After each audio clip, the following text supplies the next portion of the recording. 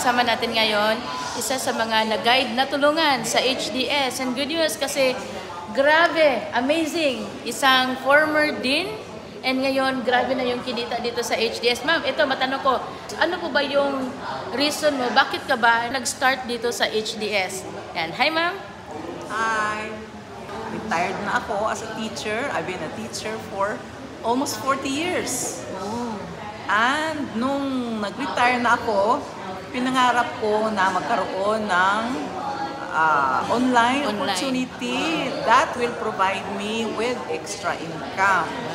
At timing naman na dumating ang HDS. Yes. So, ito yon ang na-achieve ko na financial freedom at ang time freedom na binigay sa akin na para magawa ko ito. Wow. So, pasalamat ako kay Father God.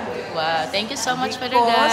Yes. For providing this lifetime opportunity. Yes. Ayun, sa mga kaibigan ko na hindi pa naging member ng HDS, mag-decide na kayo. Because malaki sobrang ganda.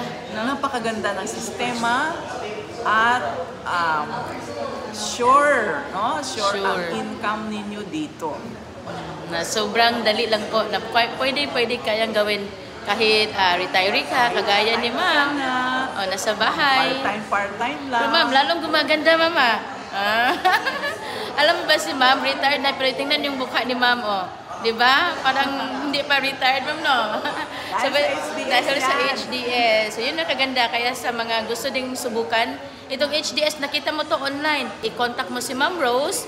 Kami, as long na HDS members yan, para kayo po yung next na mega. Eh, ma'am, ito ma'am, matanong ko, how much na po ba yung kinita mo so far doing this HDS? Kano po yung kinita mo, ma'am? Yes po, ma'am. Wow. Actually, kakapasok lang ng income ni ma'am, oh. Oh, yun yung income ni ma'am. Just today yan, ma'am, no? Encoded 47,000. How much po yung kabuuang income mo, ma'am? Almost 900,000. 900,000! Wow! Kaya imagine ha, part-time ginawa. At ma'am, bago ka pa lang, di ba?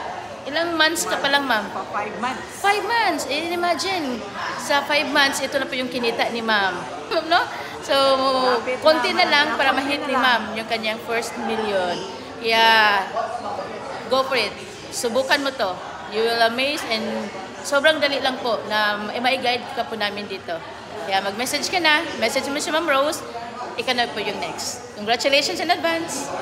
Bye. Congratulations once again, ma'am. Congrats. Thank you din sa mga coaches dito na kagaya ni Coach Hilda.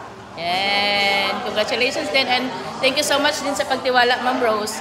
And sa mga gusto din, kayo na po yung next. Be part.